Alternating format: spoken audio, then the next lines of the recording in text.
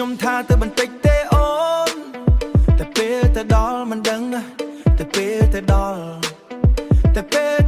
មិនដឹងមិនខ្លាចជាយប់ទាំងមូលទៅផ្ទះពោះមកបន្តិចអើយបន្តិចទៅលេងមួយផ្លែកុំអោយអូនគិតតែភ្លេងចាក់ឡើងបេះដូងញាក់ចិត្តភ្លេចម៉ោងភ្លេចពេលភ្លេចផ្ទះភ្លេចអូនខ្ញុំចេញពីផ្ទះនិយាយស្មោះតែបន្តិចទេមិនយូរទេអូនស្រឡាញ់ទៅដល់ពួកមកអង្គុយមិនទាន់ក្តៅកៅអីស្រាប់តែស្រាដល់កៅបន្ថែមមក2កៅឡើងដល់10មិត្តសើចសបាយអើយកុំប្រញាប់ទៅភ្លេងកនត្រឹមញាក់ខ្ញុំក៏ត្រឹមញាក់ខ្ញុំក៏ភ្លេចផ្លូវទូរស័ព្ទរត់អូនហៅមកចិត្តណក់ដងខ្ញុំមើលហើយស្ងាត់បេះដូងក៏ចាប់ផ្ដើមខ្លាចទៅផ្ទះពោះមកបន្តិចអើយបន្តិចចេញពីផ្ទះស្រួលតែត្រឡប់ពីបាចិត្ត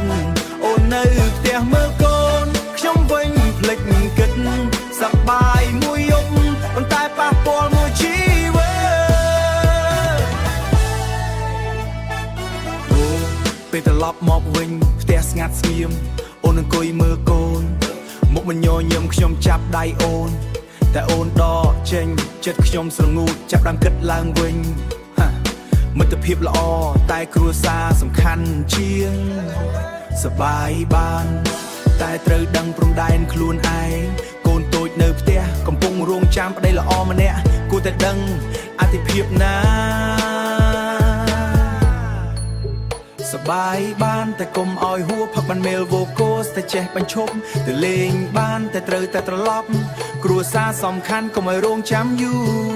រទៅផ្ទះពោះមកបន្តិចអើយបន្តិចថ្ងៃក្រោយខ្ញុំសន្យាមិនឲ្យអូនគិតលេងតិចតួចតែគិតគ្រួសារចិត្តសប្បាយបានយូរបើចេះថែចិត្តគ្នា